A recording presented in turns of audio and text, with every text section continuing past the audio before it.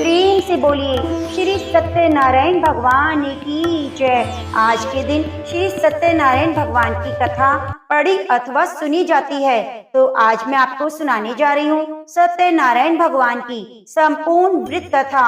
प्रिय भक्तजनों, कथा को सुनते हुए वीडियो को लाइक करके कमेंट बॉक्स में सत्यनारायण भगवान की जय जरूर लिखिए। तो आइए भगवान गणेश का ध्यान करते हुए कथा का शुभ आरंभ करते हैं। जय श्री गणेश।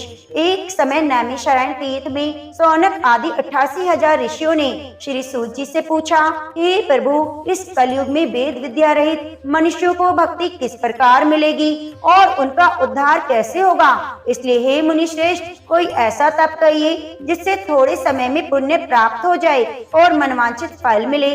वह कथा सुनने की हमारी इच्छा है। सर्वशास्त्र ज्ञाता श्री सूत जी बोले, हे वैष्णवों में पूज्य, आप सबने प्राणियों के हित की बात पूछी है। अब मैं उस श्रेष्ठ व्रत को आप लोगों से कहूँगा जिस व्रत को नारद जी ने लक्ष्मी नारायण से पूछा था और लक्ष्मीपति ने मुनि श्रेष्ठ नारद जी से कहा था। सो ध्यान से सुनो। एक समय योगीराज नारद जी दूसरों के हित की इच्छा से अनेक लोकों में घूमते हुए मृत्यु लोक में आ पहुँचे। यहाँ अनेक योनियों में जन्मे हुए प्राय सभी मनुष्यों को अपने कर्मों के द्वारा अनेक दुखों से पीड़ित देखकर सोचा, इस यत्न के करने से निश्चय ही प्राणियों के दुखों का नाश हो सकेगा। ऐसा मन में सोचकर विष्णु लोक को चले गए।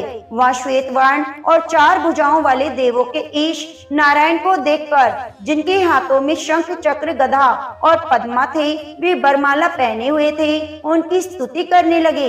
हे भगवान, आप अत्यंत शक्ति से संपन्न हैं। मन और वाणी भी आपको नहीं पा सकती। आपका आदि मध्य अंत नहीं। निर्गुण स्वरूप सृष्टि के आदि भूति और भक्तों के दुखों को नष्ट करने वाले आप ही हैं। आपको मेरा नमस्कार है। नारद जी से इस प्रकार की स्तुति सुनकर विष्णु भगवान बोले, हे मुनि श्रेष्ठ, आपके मन में क्या है? आपका किस काम के लिए आगमन हुआ है? निसंकोच होकर कहिए। तब नारद मुनि बोले, मृत्यु लोक में सब मनुष्य हैं जो अनेक योनियों में पैदा हुए हैं, अपने अपने कर्मों के द्वारा अनेक प्रकार के दुखों से दुखी हो रहे हैं। हे नाथ, मुझ पर दया रखते हो तो बताइए, उन मनुष्यों के सब दुख थोड़े से प्रयत्न से कैसे दूर हो सकते हैं? हे नारद, मनुष्यों की भलाई के लिए ये तुमने बहुत अच्छी बात पूछी है। जिस काम के करने से मनुष्य मोह से छूट जाता है, वह मैं कहता हूँ। सुनो, बहुत पुण्य को देने वाला स्वर्ग और मृत्यु लोक दोनों में दुर्लभ एक उत्तम व्रत है। आज मैं प्रेमवश होकर तुमसे कहता हूँ, सत्यनारायण का यह व्रत अच्छी तरह विधि पूर्वक करने से मनुष्य आयु पर्यंत यह सुख भोग कर मरने पर मोक्ष को प्राप्त होता है। श्री भगवान की वचन सुनकर नारद मुनि बोले, उस व्रत का क्या फल है, क्या विधान है, किसने ये व्रत किया है और किस दिन यह व्रत करना चाहिए? विस्तार से कहिए। भगवान श्री विष्णु बोले, दुख शोक आदि को दूर करने वाला, धन धान्य को बढ़ाने वाला, सौभाग्य और संतान को देने वाला, यह व्रत सब स्थानों पर विजय करने वाला है। भक्ति और श्रद्धा के साथ किसी भी दिन मनुष्य श्री सत्यनारायण की शाम के समय ब्राह्मणों और बंधुओं के साथ धर्म परायण होकर पूजा करे। भक्ति भाव से नैवेद्य केले का फल, घी, दूध और गेहूं का चूर्ण सवाया ले। गेहूं के अभाव में साठी का चूर्ण, शक्कर और गुड़ ले। सब भक्षण योग्य पदार्थ जमा करके भगवान को अर्पण कर दे और सब भक्षण योग्य पदार्थ जमा करके भगवान को अर्पण कर दे। बंधुओं सहित ब्राह्मणों को भोजन कराए। इसके बाद स्वयं भी भोजन करे। नृत्य गीत आदि का आचरण करके भगवान सत्यनारायण का स्मरण करते हुए समय व्यतीत करे। इस तरह व्रत करने पर मनुष्यों की सभी इच्छाएं निश्चय पूरी होती हैं। विशेषकर कली काल में भूमि पर यही मोक्ष का सरल उपाय है। इसके प्रसंग में सूत जी बोले, हे ऋषियों, जिसने पहले समय में इस व्रत को किया है उसका इतिहास कहता हूँ। ध्यान से सुनो। सुंदर काशीपुरी नगरी में एक अत्यंत निर्धन ब्राह्मण रहता था। वह भूख और प्यास से बेचैन हुआ नित्य पृथ्वी पर घूमता था। ब्राह्मणों से प्रेम करने वाले भगवान ने ब्राह्मण को दुखी देखकर बूढ़े ब्राह्मण का रूप धरकर उसके पास जा आदर के साथ पूछा, हे विप्र, नित्य दुखी हुआ पृथ्वी पर क्यों घूमते हो? हे श्रेष्ठ ब्राह्मण, यह सब मुझसे कहो, मैं सुनना चाहता हूँ। ब्राह्मण बोला, मैं निर्धन ब्राह्मण हूँ, भिक्षा के लिए पृथ्वी पर फिरता हूँ। हे भगवान, यदि आप इसका उपाय जानते हो तो कृपया करके कहो। वृद्ध ब्राह्मण बोला, सत्यनारायण भगवान मनोवांछित फल देने वाले हैं, इसलिए हे ब्राह्मण तू उनका पूजन कर, जिसके करने से मनुष्य सब दुखों से मुक्त हो जाता है। ब्राह्मण को वृद्ध का सारा विधान बताकर बूढ़े ब्राह्मण का रूप धारण करने वाले सत्यनारायण भगवान अंतर ध्यान हो गए। जिस वृद्ध को वृद्ध ब्राह्मण ने बताया है मैं उसको करूंगा, ये निश्चय करने पर उसे रात में नींद भी नहीं आई। वह सवेरे उठकर सत्यनारायण के व्रत का निश्चय करके भिक्षा के लिए चला गया। उस दिन उसको भिक्षा में बहुत धन मिला, जिससे बंधु बांधवों के साथ उसने सत्यनारायण भगवान का व्रत किया। इसके करने से वह ब्राह्मण सब दुखों से छूटकर अनेक प्रकार की संपत्तियों से युक्त हो गया। उस समय से वह ब्राह्मण हर मास व्रत करने लगा। इस तरह सत्यनारायण भगवान के व्रत को जो करेगा वह सब पापों से छूटकर मोक्ष को प्राप्त होगा। आगे जो पृथ्वी पर सत्यनारायण का व्रत करेगा वह मनुष्य सब दुखों से छूट जाएगा। सूत जी ऋषियों से बोले, इस तरह नारद जी ने नारायण का कहा हुआ यह व्रत मैंने तुमसे कहा। हे विप्रो, अब और क्या कहूँ। तब ऋषि बोले, हे मुनीश्वर, संसार में इस ब्राह्मण से सुनकर किस किसने इस व्रत को किया है वह भी हम सुनना चाहते हैं, इसके लिए हमारे मन में श्रद्धा है। सूत जी बोले, हे मुनियों, जिसने इस व्रत को किया है वह सब सुनो। एक समय एक ब्राह्मण धन और ऐश्वर्य के अनुसार बंधु बांधवों के साथ व्रत करने को तैयार हुआ। उसी समय एक लकड़ी बेचने वाला बूढ़ा आदमी आया और बाहर लकड़ियों को रखकर ब्राह्मण के मकान में गया। प्यास से दुखी लकड़हारे को उनका व्रत करते देखकर ब्राह्मण को नमस्कार करके कहने लगा, आप ये क्या कर रहे हैं और इसके करने का क्या फल मिलता है, कृपया करके मुझसे कहिए। ब्राह्मण ने कहा, सब मनोकामनाओं को पूरा करने वाला ये सत्यनारायण भगवान का व्रत है, इसी की कृपा से मेरे यहाँ धन धान्य की वृद्धि हुई है। ब्राह्मण से इस व्रत के बारे में जानकर लकड़हारा बहुत ही प्रसन्न हुआ। चरणामृत लेकर प्रसाद खाने के बाद अपने घर को गया। लकड़हारे ने मन में इस प्रकार का संकल्प किया कि आज गांव में लकड़ी बेचने से जो धन मिलेगा उसी से सत्यनारायण भगवान का उत्तम व्रत करूंगा।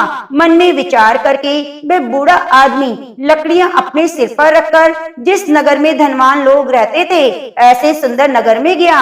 उस दिन वहां उसे उन लकड़ियों का दाम पहले दिनों से चौगुना मिला।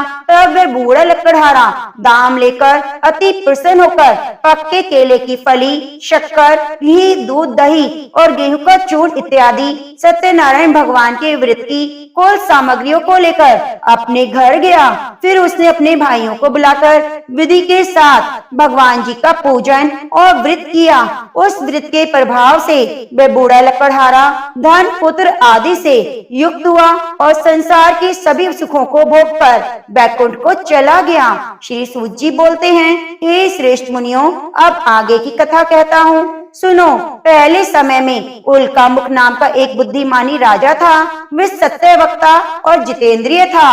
प्रतिदिन देव स्थानों पर जाता, गरीबों को धन देकर उनके कष्ट दूर करता था। उसकी पत्नी कमल के समान मुख वाली सती साध्वी थी। भद्रशिला नदी के तट पर उन दोनों ने श्री सत्यनारायण भगवान का व्रत किया। उस समय एक वहाँ साधु वैश्य आया। उसके पास व्यापार के लिए बहुत सा धन था।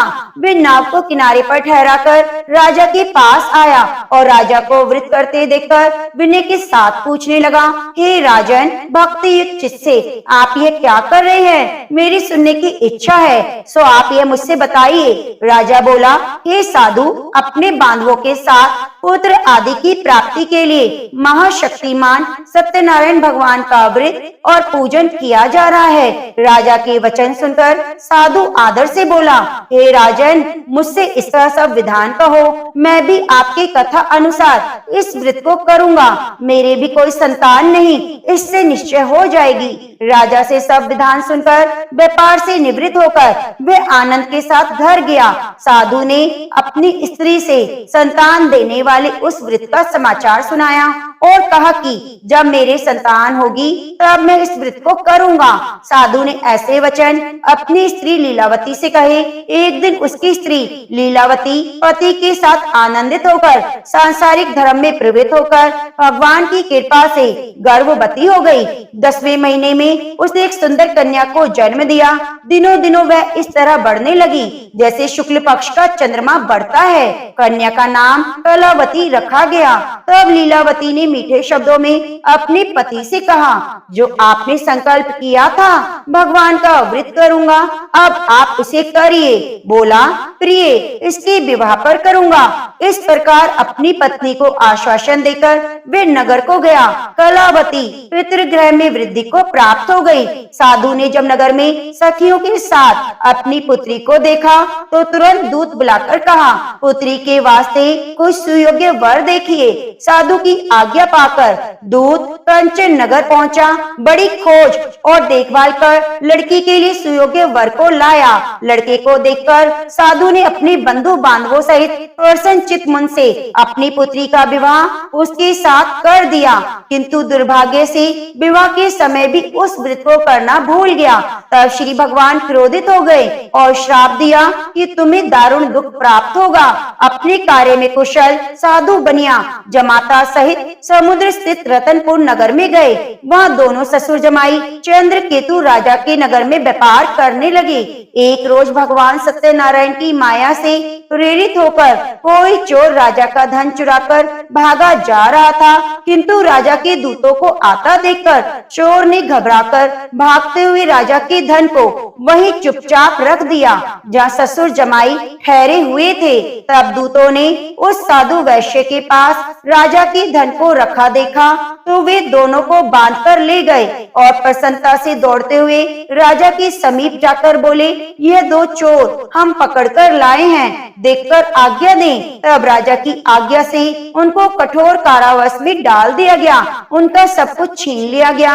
सत्यनारायण भगवान के श्राप के द्वारा उनकी पत्नी भी घर पर बहुत दुखी हुई और घर पर जो धन रखा था चोर चुरा कर ले गए। शारीरिक और मानसिक पीड़ा, भूख प्यास से अति दुखित हो अन्न की चिंता में कलावती एक ब्राह्मण के घर गई। वहाँ उसने सत्यनारायण भगवान का व्रत होते देखा। फिर कथा सुनी और प्रसाद ग्रहण करके रात को घर आई। माता ने कलावती से कहा, हे पुत्री, अब तक कहाँ रही? तेरे मन में क्या है? कलावती बोली, हे माता, मैंने ब्राह्मण के घर सत्यनारायण भगवान का व्रत देखा है। कन्या के वचन सुनकर लीलावती भगवान के पूजन की तैयारी करने लगी। लीलावती ने परिवार और बंधुओं सहित सत्यनारायण भगवान का पूजन किया और वर मांगा, मेरे पति और दामाद शीघ्र आ जाएं। साथ ही प्रार्थना की, हम सबका अपराध क्षमा करो। सत्यनारायण भगवान इस व्रत से संतुष्ट हो गए और राजा चंद्रकेतु को स्वप्न में दर्शन देकर कहा, हे राजन, दोनों वैश्य शीघ्र ही छोड़ दो। सब धन जो तुमने ग्रहण किया है वह दे दो, नहीं तो मैं तुम्हारा धन, राज्य, पुत्र सब कुछ नष्ट कर दूंगा। राजा से ऐसे वचन कहकर भगवान अंतर ध्यान हो गए। प्रातःकाल राजा चंद्रकेतु ने सभा में अपना सपने सुनाया। फिर दोनों को बुलाया। दोनों ने आते ही राजा को नमस्कार किया। राजा मीठे वचनों से बोले, महानुभावों, भावी वर्ष ऐसा कठिन दुख प्राप्त हुआ है, अब तुम्हें कोई भय नहीं। राजा ने उनको नए नए वस्त्र आभूषण पहनाए और उनका जितना धन लिया था उससे दुगना धन देकर आदर सहित विदा किया।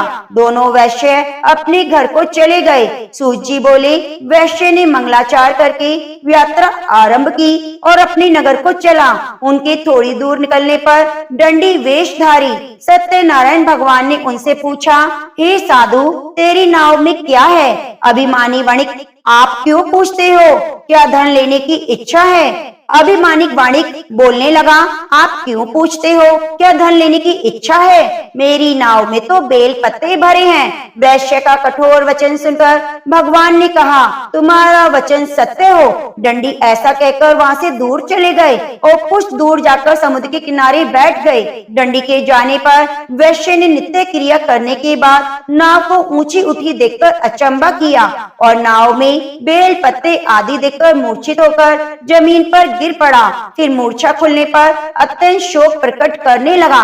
तब उसका दामाद बोला, आप शोक ना करें, ये डंडी का श्राप है, अतः उनकी शरण में चलना चाहिए, तभी हमारी मनोकामना पूरी होगी। दामाद के वचन सुनकर वह डंडी के पास पहुंचा और अत्यंत भक्ति भाव से नमस्कार करके बोला, मैंने जो आपसे असत्य वचन कहे थे उनको क्षमा करो। ऐसा कहकर महान शोकातुर होकर रोने लगा। तब डंडी भगवान बोले, हे वैश्य, बार बार तुम्हें दुख प्राप्त हुआ है, तू मेरी पूजा से विमुख हुआ है। साधु बोला, हे भगवान, आपकी माया से तो मोहित ब्रह्मा आदि भी आपके रूप को नहीं जानते, तब मैं अज्ञानी कैसे जान सकता हूँ? आप प्रसन्न होइए, मैं सामर्थ्य के अनुसार आपकी पूजा करूंगा, मेरी रक्षा करो और पहले के समान नौका में धन भर दो।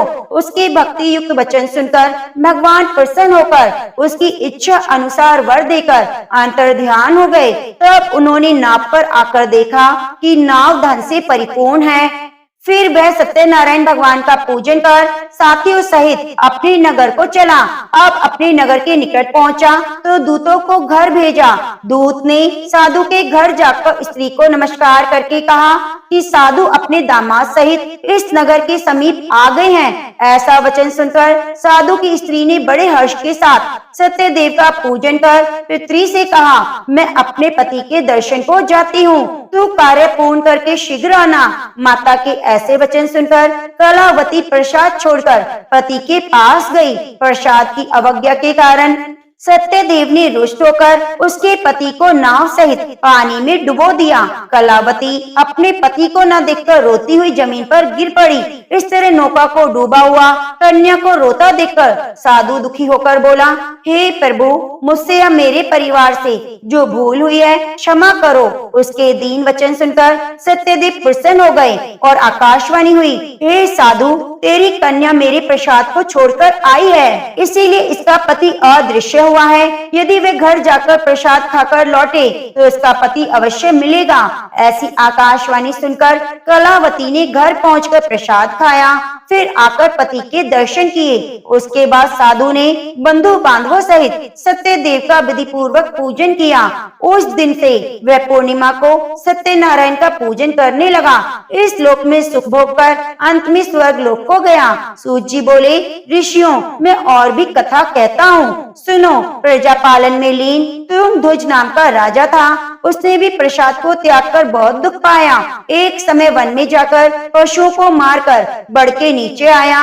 वहाँ उसने ग्वालों को भक्ति भाव से बांधव सहित सत्यनारायण का पूजन करते देखा। राजा देखकर भी अभिमान वश वहाँ नहीं गया और न ही पूजन किया, न नमस्कार किया। जब ग्वालों ने भगवान का प्रसाद उसके सामने रखा तो वह प्रसाद को त्याग कर अपनी सुंदर नगरी को चला गया।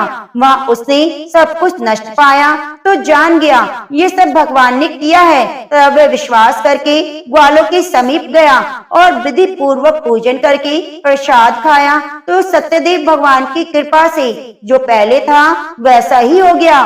फिर दीर्घ काल तक सुख भोगने पर मरने पर स्वर्ग लोक को गया। जो मनुष्य इस परम दुर्लभ व्रत को करेगा, भगवान सत्यनारायण की कृपा से धन धान्य की प्राप्ति होगी। निर्धन धनी बंदी बंधन से मुक्त होकर निर्भय हो जाता है। निसंतानों को संतान प्राप्त होती है। सब मनोरथ पूर्ण होकर अंत में बैकुंठ धाम को जाता है। यह सत्य है। श्री सूत जी कहते हैं कि ब्राह्मणों, आपको मैंने सत्यनारायण व्रत की पावन कथा सुनाई। इस व्रत का पालन करके मनुष्य सभी दुखों से मुक्त हो जाता है। विशेषतः कली युग में श्री सत्यनारायण की पूजा महान फल देने वाली है। इन देवता को कोई सत्यनारायण कहते हैं और कोई सत्यदेव कहते हैं। अनेक रूपों में भगवान के सभी मनोरथ पूर्ण करते हैं। ये सनातन सत्यदेव कलयुग में सत्यव्रत के रूप में अवतरित होंगे। हे श्रेष्ठ मुनियों, जो मनुष्य नित्य इसका पाठन और श्रवण करता है, श्री सत्यनारायण भगवान की कृपा से उसकी सभी पाप नष्ट हो जाते हैं। तो प्रेम से बोलिए सत्यनारायण भगवान की जय। श्री कृष्ण गोविंद हरे मुरारी, हे नाथ नारायण वासुदेवा। श्री कृष्ण गोविंद हरे मुरारी, हे नाथ नारायण वासुदेवा। हे नाथ नारायण वासुदेवा। हे नाथ नारायण वासुदेवा। प्रिय भक्तजनों, अगर आपको हमारे द्वारा सुनाई गई कथा अच्छी लगी है तो कृपया वीडियो को लाइक करके कमेंट बॉक्स में सत्यनारायण भगवान की जय जरूर लिखिए और चैनल को सब्सक्राइब करके बगल में बनी घंटी को दबा लीजिए। ओम जय जगदीश हरे, स्वामी जय जगदीश हरे, भक्त जानों के संकट। ओम जय जगदीश हरे, स्वामी जय जगदीश हरे, भक्त जानों के संकट। ओम जय जगदीश हरे, स्वामी जय जगदीश हरे, भक्त जानों के संकट। ओम जय जगदीश हरे, स्वामी जय जगदीश हरे, भक्त जानों के संकट।